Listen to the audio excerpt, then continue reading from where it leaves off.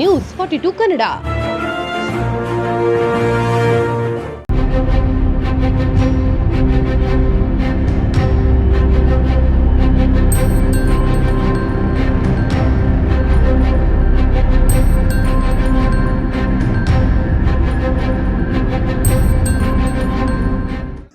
ನಾವು ಯಾವುದೇ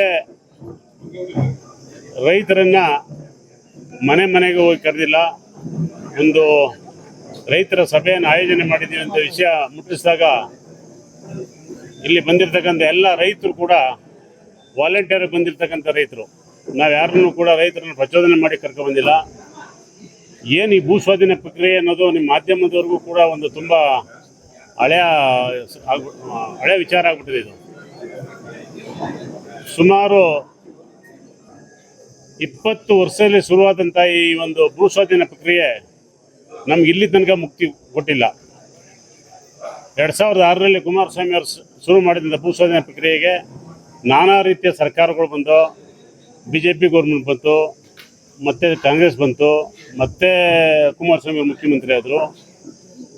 ಈ ಒಂದು ಯೋಜನೆನ ಶುರು ಮಾಡಿದಂಥ ಕುಮಾರಸ್ವಾಮಿ ಅವರು ಮತ್ತೆ ಮುಖ್ಯಮಂತ್ರಿ ಆದರು 2019ರಲ್ಲಿ. ಅಲ್ಲಿಂದ ಇಲ್ಲಿ ತನಕ ಈ ಪ್ರಕ್ರಿಯೆ ಯಾವ ರೀತಿ ನಡೆದು ಬಂದಿದೆ, ಏನಾಗಿದೆ ಅಂತ ಎಲ್ಲ ವಿಚಾರನೂ ಗೊತ್ತಿರ್ತಕ್ಕಂಥ ವಿಚಾರನೇ ಇದು. ಪ್ರತಿಯೊಂದು ಹಂತದಲ್ಲೂ ಯಾರೂ ಕೂಡ ಇದನ್ನು ಯಾರು ಶುರು ಮಾಡಿದ್ರು, ಏನಾಯಿತು ಅಂತ ಅಲ್ಲಿಂದ ಇಲ್ಲಿ ತನಕ ಯಾವ ರೈತ ಬಂದವರು ಕೂಡ ಒಂದು ಹೋರಾಟ ಮಾಡಿಲ್ಲ. ಇದನ್ನು ವಿರೋಧಿಸಿ ಒಂದು ಹೋರಾಟ ಮಾಡಿಲ್ಲ. ಕುಮಾರಸ್ವಾಮಿ ಅವರು ಓಪನ್ ಮಾಡಿದ್ರು, ಕುಮಾರಸ್ವಾಮಿ ಅವರು ವಿರೋಧ ಪಕ್ಷ ನಾಯಕರಾದರು, ಕುಮಾರಸ್ವಾಮಿ ಅವರು ಮತ್ತೆ ಮುಖ್ಯಮಂತ್ರಿ ಆದರು. ಕುಮಾರಸ್ವಾಮಿ ಅವರು 2020 ತನಕನೂ ನನ್ನ ಕನಸನ್ನು ಕೂಸು ಇವರೆಲ್ಲ ಹೋಗೋರು, ಎಲ್ಲ ಲೀಡ್ರುಗಳು ಹೋಗೋರೆ, ನಾನು ಮಾಡೇ ಮಾಡ್ತೀನಿ, ನನ್ನ ಕನಸನ್ನು ಕೂಸು ಅಂದಾಗ ಅವರು ಅದು ಸುಮ್ಮನೆ ಬಂದವ್ರೆ. ಆಯಿತು ನಕ್ಕೊಂಡು ನಿಮ್ಮ ಹೋರಾಟದ ಪ್ರತಿ ಎಲ್ಲದೇ ತೋರಿಸಿ. ಒಂದೇ ಒಂದು ಹೋರಾಟದ್ದು ಈ ಭೂಸ್ವಾಧೀನ ಪ್ರಕ್ರಿಯೆಗೆ ಸಂಬಂಧಪಟ್ಟಂಗೆ ವಿರೋಧ ಮಾಡಿರ್ತಕ್ಕಂಥದ್ದು ಯಾವ್ದಾದ್ರು ಒಂದು ಹೋರಾಟ ಇದೆಯಾ ತೋರಿಸಿ. ಮಾಡಿಲ್ಲ. ಎರಡನೇದಾಗಿ ಕಾಂಗ್ರೆಸ್ ಸರ್ಕಾರ ಅದೇ ಪ್ರಕ್ರಿಯೆಯನ್ನು ಮುಂದುವರ್ಸೋಕ್ಕೆ ಮಾಡ್ತು. ಮಾಡಿದ್ಮೇಲೆ ಇದ್ದಕ್ಕಿದ್ದಂಗೆ ನಿಮಗೆ ರೋಷಾವೇಶ ಪ್ರತಿಭಟನೆ ಮಾಡಕ್ಕೆ ಬಂದ್ಬಿಡ್ತಾ. ಏನು ಥರ ಪ್ರತಿಭಟನೆ ಮಾಡ್ತಾಯಿದ್ದೀರಿ ನೀವು? ಯಾವ ಥರ ಮಾಡ್ತಾಯಿದ್ದೀರಿ? ಹಳ್ಳಿಗೆ ಹೋಗೋದು, ನೆಗೆಟಿವ್ ಮಾಡೋದು, ರೈತರು ಊರೆತ್ಬಿಡ್ತಾರೆ, ಜಮೀನು ಕಿತ್ಕೊಬಿಡ್ತಾರೆ, ನಿಮ್ಮನ್ನೆಲ್ಲ ಓಡಿಸ್ಬಿಡ್ತಾರೆ, ನಿಮ್ಗೆ ಯಾವುದು ದುಡ್ಡು ಕೊಡೋಕ್ಕೆ ಬರಲ್ಲ. ದುಡ್ಡು ಕೊಡೋಕ್ಕೆ ನಿಮಗೆ ಪ್ರಾವಿಷನೇ ಇಲ್ಲ ಸರ್ಕಾರದ ದುಡ್ಡು ಇಲ್ಲ. ಎಕರೆಗೆ 30 ಲಕ್ಷ ವ್ಯಾಲ್ಯೂಯೇಷನ್ ಇದ್ದರೆ ಡಬ್ಬಲ್ಲು 70 ಲಕ್ಷ 80 ಲಕ್ಷ ಅದ್ರ ಮೇಲೆ ಕೊಡೋಕ್ಕೆ ಬರಲ್ಲ. ಈ ಥರದ ನೆಗೆಟಿವ್ ಮಾಡಿದ್ರು. ಇದು ನೆಗೆಟಿವ್ ಮಾಡ್ತಾ ಅದು ಹಂತವಾಗಿ ಬಂತು. ನೆಕ್ಸ್ಟ್ ಉಪಮುಖ್ಯಮಂತ್ರಿಗಳು ಮೊನ್ನೆ DCM ಅವರು ರಾಮನಗರದಲ್ಲೇ ಪತ್ರಿಕಾಗೋಷ್ಠಿ ಮಾಡಿದ್ರು. ಅದೆಲ್ಲ ತಮಗೆ ಗೊತ್ತಿರೋದೆ. ಅಲ್ಲಿ ದರ ನಿಗದಿ ಮಾಡಿದ್ರು, ಒಂದು ದರವನ್ನು ನಿಗದಿ ಮಾಡಿದ್ರು. ಆ ದರ ನಿಗದಿ ಮಾಡಿದ ಮೇಲೆ ತಿರುಗಿ ಅದಕ್ಕೊಂದು ಮೈನಸ್ ಮಾಡಿದ್ರು. ಇದು ಸುಳ್ಳು, DC ಅವ್ರ ಅನುಮೋದನೆ ಇಲ್ಲ, DC ಅವರು ಏನು ಹೇಳಲಿಕ್ಕೆ ಕೊಡಲ್ಲ ಅಂತ ಅಲ್ಲಿ ಶುರು ಮಾಡಿದ್ರು.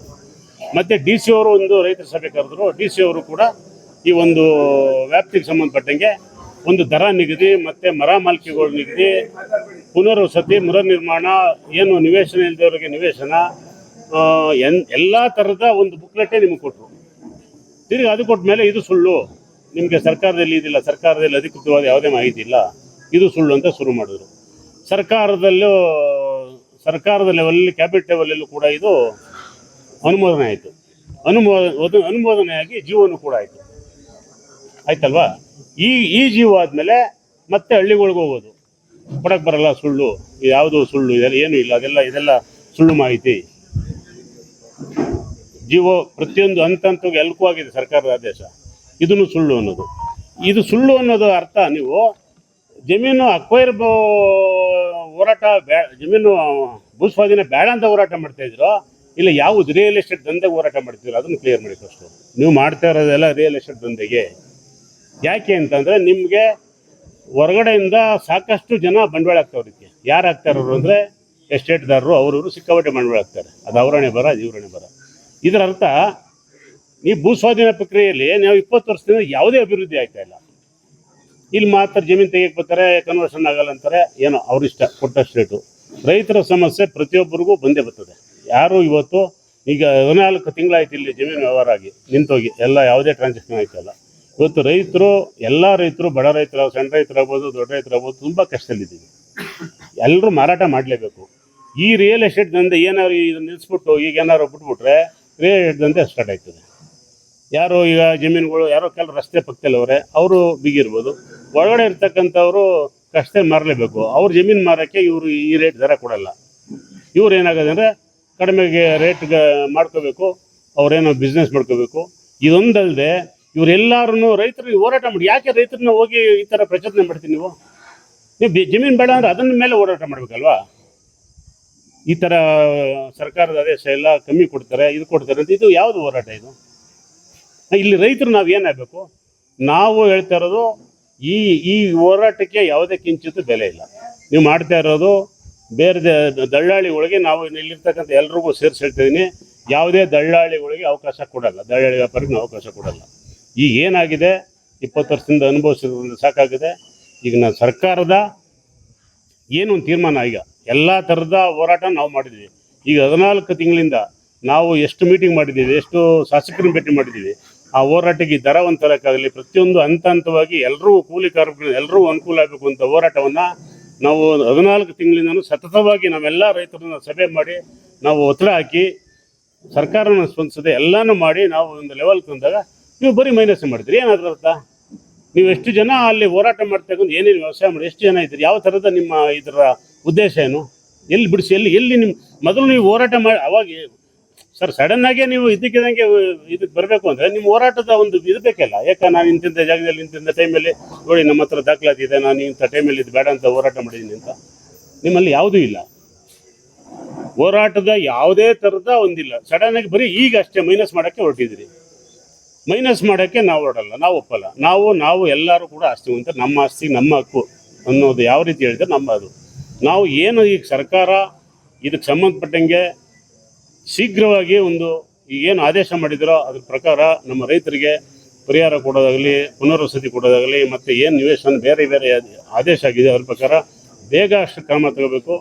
ಇಲ್ಲ ಅಂತಂದರೆ ನಾವು ಬೇರೆ ಥರದಲ್ಲಿ ನಾವು ಕೂಡ ಸರ್ಕಾರಕ್ಕೆ ನಾವು ಹೆಸರು ಕೊಡಬೇಕಾಯ್ತದೆ. ಭಾಳ ತೊಂದರೆ ಇದ್ದೀವಿ ನಮ್ಮ ರೈತರು. ರಿಯಲ್ ಎಸ್ಟೇಟ್ ದಂಧೆ ಆಗೋಯ್ತದೆ ಇದು, ಅರ್ಥ ಆಯ್ತಾ? ದಯವಿಟ್ಟು ನಾವು ಇದಕ್ಕೆ ಈ ನಮ್ಮ ಆಸ್ತಿ ನಾವು ಯಾವುದೇ ಕಾರಣಕ್ಕೂ ಏನು ಸರ್ಕಾರ ತೀರ್ಮಾನ ತಗೋತೋ ಅದಕ್ಕೆ ನಾವು ಬದ್ಧವಾಗಿದ್ವಿ. ನಮ್ಮ ಆಸ್ತಿನ ನಾವು ಈ ಒಂದು ಪ್ರಾಜೆಕ್ಟ್ಗೆ ನಾವು ಕೂಡ ಒಪ್ಪಿದ್ದೀವಿ. ಸರ್ಕಾರದ ಎಲ್ಲ ಇಲ್ಲ ಅವ್ರು ಹೊಡಿಸಿರ್ತಕ್ಕಂಥ ಎಲ್ಲ ನಮ್ಮ ಹಕ್ಕು. ನಾವು ಇನ್ನೊಬ್ಬರಿಗೆ ನಾವು ಬೇರೆ ಯಾರನ್ನೂ ನಾವು ಕೇಳಲ್ಲ, ನಾವು ಯಾವುದೇ ಥರದ ಮಾಡಲ್ಲ. ನಮ್ಮ ಆಸ್ತಿಗಳು ನಾವೆಲ್ಲ ಆಸ್ತಿವಂತರು. ಇಲ್ಲಿ ಬರ್ತಿರ್ತಕ್ಕಂಥ ಎಲ್ಲರೂ ಕೂಡ ಸಣ್ಣ ರೈತರು, ದೊಡ್ಡ ರೈತರು, ಕೂಲಿ ಕಾರ್ಮಿಕರು ಎಲ್ಲರೂ ಅವರೇ. ಇಲ್ಲಿ ಯಾರೋ ದೊಡ್ಡವರೇ ಬಂದುಬಿಡ್ಲಿಲ್ಲ, ಅಲ್ಲಿ ಪ್ರತಿಯೊಬ್ಬರು ಅವರೇ. ಎಲ್ಲರೂ ಕೂಡ ಅವ್ರ ಆಸ್ತಿ ಅವರಕ್ಕೂ ಇದನ್ನು ಮತ್ತೆ ನಾವು ಇದನ್ನು ಮುಂದುವರೆದು ಬಿಟ್ರೆ ಇದು ಮತ್ತೆ ಇದೇ ಥರ ಯಾವುದೇ ಅಭಿವೃದ್ಧಿನೂ ಆಗಲ್ಲ, ಏನೂ ಆಗಲ್ಲ. ನಾಳೆ ರೈತ ಕಷ್ಟ ಬಂದೇ ಬರ್ತದೆ.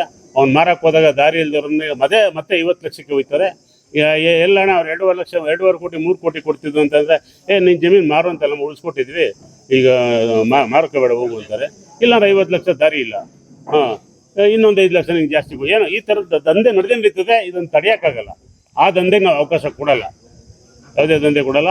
ಇವತ್ತು ಒಳಗಡೆ ದಾರಿ ಇಲ್ಲದೆ ಇರೋ ರೈತ, ಯಾವುದೋ ಎಲ್ಲೋ ಮೂಲೆ ಇರ್ತಕ್ಕಂಥ ಜಮೀನು, ರಸ್ತೆಯಲ್ಲಿರೋ ಜಮೀನು ಎಲ್ಲ ಒಂದೇ ಆಗಿದೆ. ಈಗ ಒಬ್ಬ ಕಡೆ ರೈತನಿಗೆ ಏನು ಇಲ್ಲದೆ ಇರ್ತಕ್ಕಂಥ ದಾರಿ ಇಲ್ಲಿರ್ತಕ್ಕಂಥ ರೈತನಿಗೆ ಏನು ರೇಟ್ ಬರ್ತದೋ ರಸ್ತೆಯಲ್ಲಿರೋಂಗೂ ಅದೇ ಮಾಡಿ ಒಂದೇ ಸ್ವಲ್ಪ 10 ಲಕ್ಷ ಹೆಚ್ಚು ಕಮ್ಮಿ ಎಲ್ಲರೂ ಒಂದೇ ಮಾಡೋರೆ.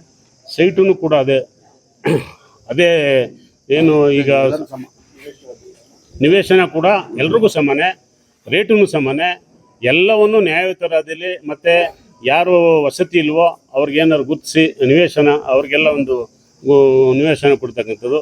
ಜೊತೆಗೆ ಇನ್ನೊಂದು ಏನಾಗಿದೆ, ಇಲ್ಲಿ ಗೋಮಾಳಿ ಜಮೀನು ಏನು ಪಿ ನಂಬರ್ಗಳು ಜಾಸ್ತಿ ಇದ್ದಾವೆ. ಇವು ಈಗ ಕೆಲವು ಪೋಡಿ ಮಾಡಿಸಿದ್ದಾರೆ ಸರ್ಕಾರದಿಂದ, ಇನ್ನೂ ಸಾಕಷ್ಟು ಪೋಡಿ ಆಗಿಲ್ಲ.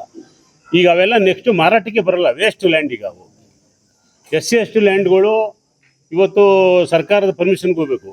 ಅವುಗಳನ್ನ ಏನು ಇಷ್ಟ ಬಂದ ರೇಟ್ಗೆ ಕೇಳ್ತಾರೆ, 20 ಲಕ್ಷ ಕೇಳ್ತಾರೆ. ಬೇಕಾದ್ರೆ ನಾವು ಪರ್ಮಿಷನ್ ತಗೋಬೇಕು, ನಾವು ಮಾಡ್ಕೋಬೇಕು. ಪರಿಸ್ಥಿತಿ ರೈತ ಅವತ್ತಿನ ಕಷ್ಟ ತಗೊಲ್ಲ, ಹೇಳೋಕ್ಕಾಗಲ್ಲ. ಯಾರು ರೈತರದ್ದು ಹೆಂಗೆ ಎಲ್ಲ ನಾವು ದುಡ್ದು ಇವತ್ತಿನ ವ್ಯವಸಾಯದಲ್ಲಿ ನಾವು ದುಡ್ದು ಏನೂ ಮಾಡೋಕ್ಕಲ್ಲ, ಮನೆ ಕಟ್ಟೋಕ್ಕಲ್ಲ, ಮಗಳು ಮದುವೆ ಮಾಡೋಕ್ಕಲ್ಲ, ಸ್ಕೂಲ್ ಫೀಸ್ ಕಟ್ಟೋಕ್ಕಲ್ಲ. ಭಾಳ ಕಷ್ಟ ಇದೆ. ಕಷ್ಟ ರೈತರಿಗೆ ಬಂದೇ ಬಂದು ಜಮೀನು ಮಾರಲೇಬೇಕು. ನಾವು ಮಾರಕ್ಕೆ ಹೋದಾಗ ನಮ್ಮ ಲಾಕ್ ಮಾಡ್ಕೋತಾರೆ. ರಿಯಲ್ ಎಸ್ಟೇಟ್ ದಂಧೆ ಅಂತೂ ಹಾಗೆ ಆಯ್ತದೆ. ಅದಲ್ಲದೆ ಬೇರೆ ಉದ್ದೇಶ, ಇಲ್ಲಿ ಹೋರಾಟದ ಉದ್ದೇಶ ಯಾವುದು ನಮ್ಮ ಕಣ್ಣು ಕಾಣ್ತಾ ಇಲ್ಲ. ನಾವು ಇಲ್ಲೆಲ್ಲ ಬಂದಿರತಕ್ಕಂಥ ಎಲ್ಲ ರೈತರ ಮಕ್ಕಳೇ, ನಾವು ಇವ್ರು ಯಾರಿಗೂ ಅನ್ಯಾಯ ಆಗಿ ನಾನು ಬಿಡಲ್ಲ. ನಾವಂತೂ ಇದಕ್ಕೆ ಈ ದಂಧೆಗೆ ನಾವು ಬ್ರೇಕ್ ಹಾಕ್ತೀವಿ. ಅದಕ್ಕಿಂತ ಹೆಚ್ಚು ವಿಚಾರವಾಗಿ ಹೇಳಬೇಕು ಅಂತಂದರೆ ಇನ್ನೂ ಮಾತಾಡ್ತಾರೆ ಕೆಲವರು. ಅದಲ್ಲದೆ ಬೇರೆ ಯಾವ ಥರದಲ್ಲೂ ನಾನು ಈ ರಿಯಲ್ ಎಸ್ಟೇಟ್ ಮುಂದೆ ಅವಕಾಶ ಕೊಡಲ್ಲ ಅಂತ ಹೇಳ್ತಾ ಈ ಒಂದು ಸಭೆಗೆ ಆಗಿದ್ದ ಎಲ್ರಿಗೂ ಒಂದು ಸಲ ಮಾತು ಮುಗಿಸ್ತೀನಿ. ಮುಂದೆ ಮಾತು. ಈ ಯೋಜನೆ ಯಾವಾಗಿಂದ ಕಾರ್ಯಗತ ಆಯಿತು ಮತ್ತು ಏನೇನಾಯಿತು ಅನ್ನೋದನ್ನ ತಮಗೆಲ್ಲರಿಗೂ ಇಂಚಿಂಚು ನೀವೇ ಪ್ರಸ್ತುತನ ಪಡಿಸಿದ್ದೀರಿ. ಆದರೆ ಅದೆಲ್ಲನೂ ಗೊತ್ತದೆ, ಏನು ಈ ಯೋಜನೆಯಿಂದ ಅನುಕೂಲ ಆಗ್ಬೋದು ಅನಾನುಕೂಲ ಆಗ್ಬೋದು ಅನ್ನೋದು ತಮಗೆಲ್ಲ ತಿಳಿದಿದೆ. ಅದ್ರ ಭಾಗವಾಗಿ ನಾವು ರೈತರು ಅಮಾಯಕರು, ನಮಗೇನು ಗೊತ್ತಿಲ್ಲ. ನನ್ನ ಜಮೀನು ಇಷ್ಟು ವರ್ಷ ಆಯಿತು, ನಾನು ಮಾರೋದೇ ಗೊತ್ತು ನನಗೆ, ಅಥವಾ ನನ್ನ ಕಷ್ಟಕ್ಕೋ ಇದಕ್ಕೋ ಸುಖಕ್ಕೋ ಏನೋ ಮಾಡ್ಕೋಬೇಕು. ಅವಾಗ ಈ ರೆಡ್ ಝೋನು ಅನ್ನೋದೇ ಒಂದು ಯಾರೋ ಬಂದು ತಿಳುವಳಿಕೆ ಅಂತಾನೆ, ಇಲ್ಲ ಅಣ್ಣ ಇದು ಆಗಲ್ಲ ತಗೊಳ್ಳೋದಕ್ಕೆ ಅಂತಾನೆ, ಆವಾಗ ನಾನು ಕಡಿಮೆ ರೇಟಿಗೆ ಕೊಡಲೇಬೇಕು ಅಂತ ಸನ್ನಿವೇಶ ತಂದು ಮಾಡಿದವ್ರು ಯಾರು? ಇದು 20 ವರ್ಷ ಆಯಿತು. ಇದು ಸೂತಕದ ಮನೆ ಆಯಿತು. ಸೂತಕದ ಮನೇಲಿ ಯಾವ ರೀತಿ ನೀರು ಕುಡಿಯಲ್ಲ ಅಂತಾರೆ ಕೆಲವರು. ಹಂಗೆ ಬಂದಂಥ ಜಮೀನು ತಗೊಳ್ಳೋರು ಇದು ರೆಡ್ ಝೋನ್ ಇರೋದೆ, ಡೆವಲಪ್ಮೆಂಟ್ ಆಗಲ್ಲ ಅಂತ ಅಂದು ನಮ್ಮನ್ನ ಕಡಿಮೆ ರೇಟಿಗೆ ಜಮೀನನ್ನ ಮಾರಾಟ ಮಾಡಿರೋರು ಮಾಡಿದ್ದೀವಿ. ನಾವು ತಗೊಂಡಿದ್ವಿ, ನೋಡಿದ್ದೀವಿ, ನಾವು ಮಾರಾಟ ಮಾಡಿಸಿದ್ದೀವಿ. ಇಂಥ ಸನ್ನಿವೇಶದಲ್ಲಿ ರೈತರನ್ನ ನಾವು ನೀವು ಕೇಳಿದ್ರಿ ಇವಾಗ ಸಾಲ ಮಾಡಿ ಮಾಡುವಂಥದ್ದು ಏನದೆ ಅಂತ ಸರ್ಕಾರದ ಯೋಜನೆ, ಅದನ್ನು ನಾವು ಮೇಲ್ಮಟ್ಟದವ್ರು ಮಾಡ್ಕೋತಾರೆ. ನಾವು ರೈತರು ನಮ್ಗೆ ಕೇಳೋಕೆ ಅದೇನು ಅಷ್ಟೊಂದು ಸಮಂಜಸ ಅಲ್ಲ ಅಂತ ನಾನು ಕೇಳೋದಕ್ಕೆ, ನೀವು ಕೇಳೋದಕ್ಕೆ ಸಮಂಜಸ, ನಾನು ಕೇಳೋದಕ್ಕೆ ಸಮಂಜಸ ಅಲ್ಲ. ಯಾಕೆ ನನಗೇನು ಆಗ್ಬೇಕು, ನನಗೆ ಯೋಜನೆ ಮುಂದುವರಿಬೇಕು, ನನಗೆ ಅನುಕೂಲ ಆಗ್ಬೇಕಷ್ಟೇ. ನೀನು ಅವ್ರೆಲ್ಲಿ ದುಡ್ಡು ತರ್ತಾರೋ ನನಗೆ ಗೊತ್ತಿಲ್ಲ. ನನ್ನ ಈ ಯಾವುದೋ 50 ಲಕ್ಷಕ್ಕೆ ಮಾರೋದು ಬಿಟ್ಬಿಟ್ಟು ನನಗೆ 2 ಕೋಟಿ 55 ಲಕ್ಷ 2 ಕೋಟಿ 7 ಲಕ್ಷ ಕಾಸು ಕೊಡೋದಾದ್ರೆ ಸರ್ಕಾರ ಎಲ್ಲರೂ ತರಲಿ, ನನಗೇನು ಆಗ್ಬೇಕಾಗತ್ತೆ? 3 ಕೋಟಿ ಬರ್ತದೆ ದುಡ್ಡು ತಗೊಂಡ್ರೆ, ನನಗೇನು ಆಗ್ಬೇಕಾಗತ್ತೆ? ಅದಕ್ಕೆ ಉತ್ತರ ಹೇಳ್ತೀವಿ ಅಷ್ಟೇ. ಅದು ಬಿಡಿ, ಅದು ವಿಚಾರ. ಈ ಯೋಜನೆ 2006ರಲ್ಲಿ ಸ್ಟಾರ್ಟ್ ಆದಂಥ ಯೋಜನೆನ ಕುಮಾರಣ್ಣವರು 5 ವರ್ಷ ಇಲ್ಲಿ ಅಧಿಕಾರ. ಪ್ರೆಸ್ ಮೀಟ್ ಉದ್ದೇಶ ಏನು ಅಂತಂದ್ರೆ, ಈ ಉದ್ದೇಶದಲ್ಲಿ ಹೋರಾಟ ಮಾಡಿ ಈ ಯೋಜನೆಯಲ್ಲಿ ಕಡಿಮೆ ಕೊಡ್ತಾರೆ, ಮತ್ತೆ ಇದು ಸರಿ ಇಲ್ಲ, ಗೆಜೆಟ್ ಕಾಪಿ ಸರಿ ಇಲ್ಲ, ಸಚಿವ ಸಂಪುಟದ ಒಂದು ಅನುಮೋದನೆ ಸರಿ ಇಲ್ಲ, 1,30,30,000 ಕೊಡ್ತಾರೆ, 1 ಕೋಟಿ 30 ಲಕ್ಷ ಕೊಡ್ತಾರೆ, 50 ಲಕ್ಷ ಕೊಡ್ತಾರೆ, ಕಾನೂನು ಬಾಹಿರ ಅಂತ ಅಂತಾರೆ. ಕಾನೂನು ಬಾಹಿರನೋ ಅಥವಾ ಇನ್ನೊಂದು ನಮಗೆ ಗೊತ್ತಿಲ್ಲ. ಒಂದು ಚುನಾಯಿತ ಸರ್ಕಾರ ಬಂದಾಗ ಆ ಸರ್ಕಾರಗಳು ಕೆಲಸ ಮಾಡೋದು ಅವರವರ ಒಂದು ಸಂವಿಧಾನದ ಕರ್ತವ್ಯ. ಆ ರೀತಿಯಲ್ಲಿ ನಮ್ಮ ಕಾರ್ಯಕರ್ತಗೊಳಿಸವ್ರೆ. ನಾವು ಕೇಳ್ಕೊಂಡಿದ್ವಿ, ನಮ್ಗೆ ಇಂತಿದ್ದೇ ಆದರೆ ನಾವು ಕೊಡ್ತೀವಿ ಜಮೀನು, ಇದನ್ನು ನಾವು ಕೊಡೋದಿಲ್ಲ, ನಮ್ಮನ್ನು ಈ ರೆಡ್ ಝೋನಿಂದ ಕೈ ಬಿಡಿ, ಇಲ್ಲ ಈ ಟೌನ್ಶಿಪ್ ಮಾಡಿ ಅನ್ನೋದು ಎಲ್ಲರೂ ಹೋಗಿ ಕೇಳ್ಕೊಂಡಿದ್ವಿ. ಅದೇ ರೀತಿಯಲ್ಲಿ ಈ ಕಾರ್ಯಕ್ರಮನ ಬಿಡೋದಕ್ಕಾಗಲ್ಲ, ರೆಡ್ ಝೋನಿಂದ ಕೈ ಬಿಡೋಕ್ಕಾಗಲ್ಲ. ಯೋಜನೆ ಪ್ರಸ್ತುತ ಆಗಬೇಕು, ಬೆಂಗಳೂರು ಒತ್ತಡ ಕಡಿಮೆ ಮಾಡಬೇಕು, ಇಲ್ಲಿ ರೈತರಿಗೂ ಸಹಾಯ ಆಗಬೇಕು, ರೈತರು ಅಭಿವೃದ್ಧಿ ಸೇರಿಸ್ಕೋಬೇಕು ಅನ್ನೋ ಒಂದು ದೃಷ್ಟಿಯಿಂದ ರೈತರಿಗೆ ಅಭಿವೃದ್ಧಿಪಡಿಸಿದ ಜಾಗದಲ್ಲಿ 9,693 ಅಡಿ, ವಾಣಿಜ್ಯದಲ್ಲಿ 8,753 ಅಡಿ, ದುಡ್ಡಲ್ಲಿ ಹಣದಲ್ಲಿ 2,7 ಲಕ್ಷದಿಂದ 2,55 ಲಕ್ಷವರೆಗೂ.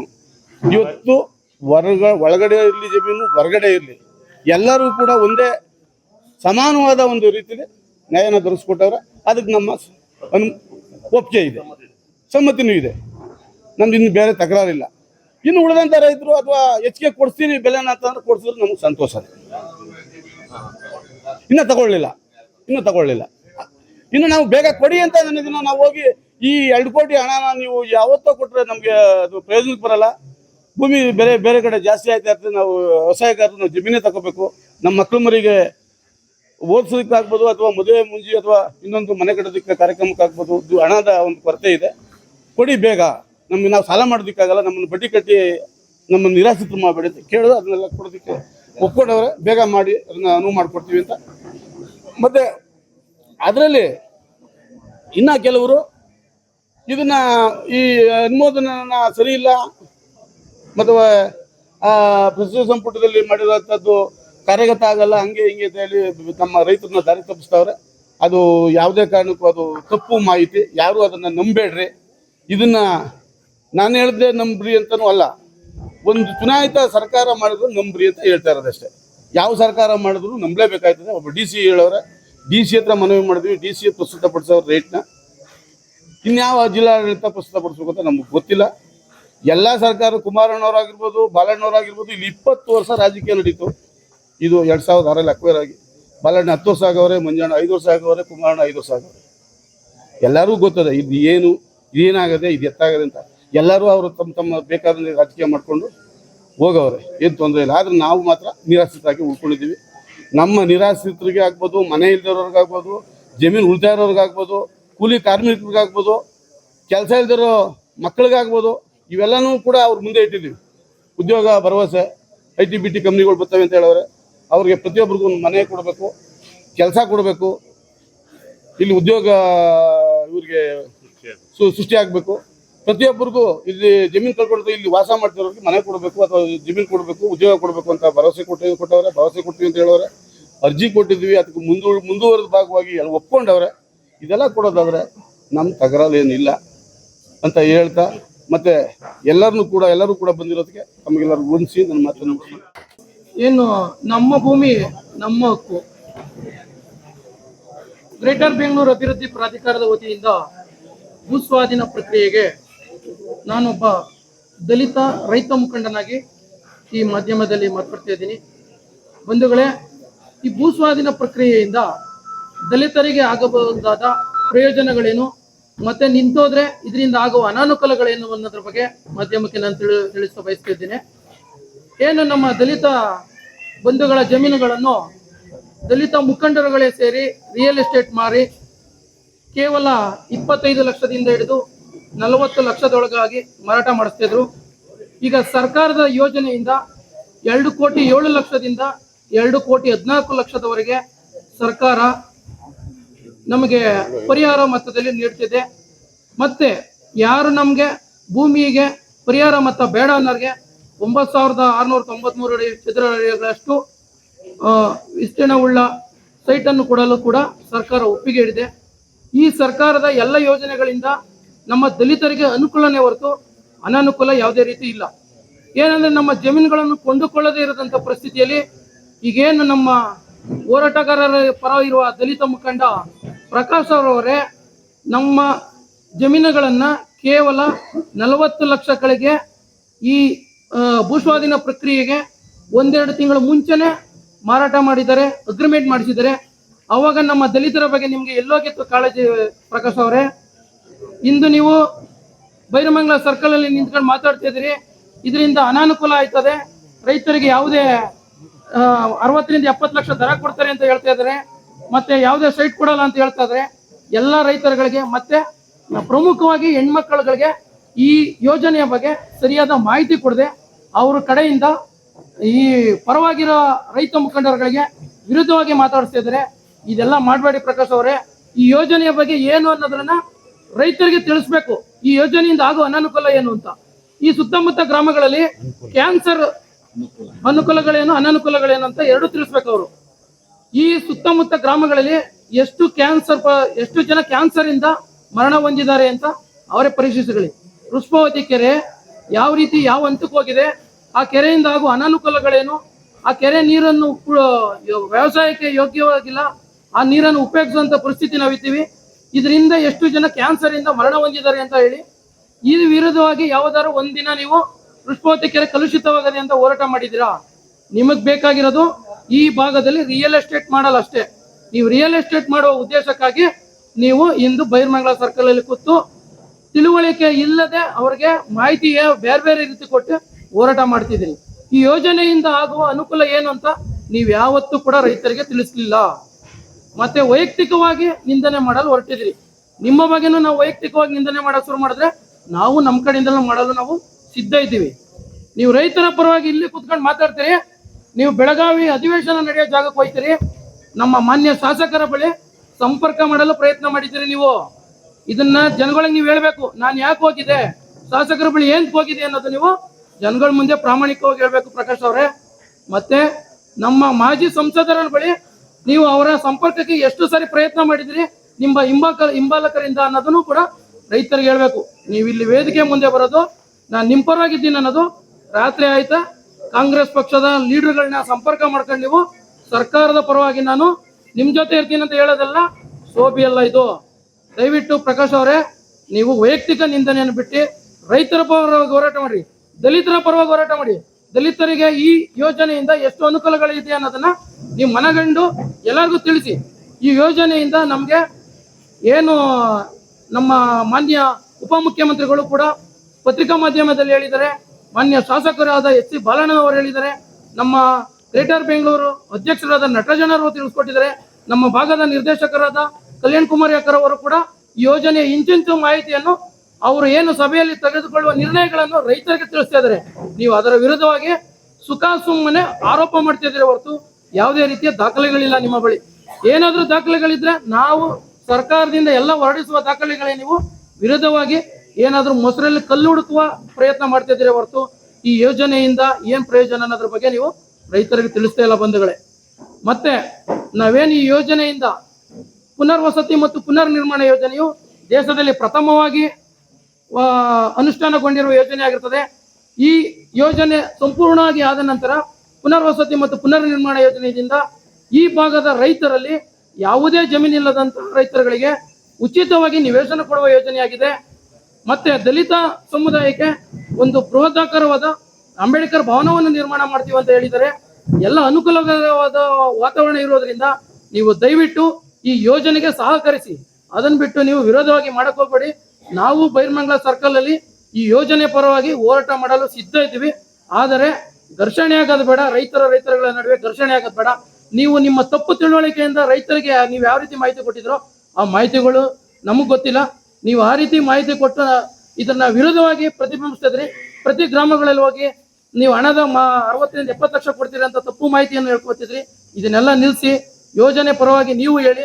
ನಿಮ್ಗೆ ಜಮೀನು ಕೊಡಲು ಸಿದ್ಧ ಇಲ್ಲದಿದ್ದ ಕಾರಣದಲ್ಲಿ ನಿಮ್ಗೇನು ವಿಸ್ತೀರ್ಣವುಳ್ಳ ಸೈಟ್ ಕೊಡ್ತಾರೋ ಅದನ್ನು ಪಡ್ಕೊಳ್ಳೋಕೆ ನೀವು ಸಿದ್ಧ ಇರ್ರಿ. ಮತ್ತೆ ಯೋಜನೆ ಪೂರಕವಾಗಿ ಸಹಕರಿಸಿ ಅಂತ ಹೇಳಿ ನಾನು ಮಾತು ಮುಗಿಸ್ತೀನಿ. ನ್ಯೂಸ್ 42 ಕನ್ನಡ.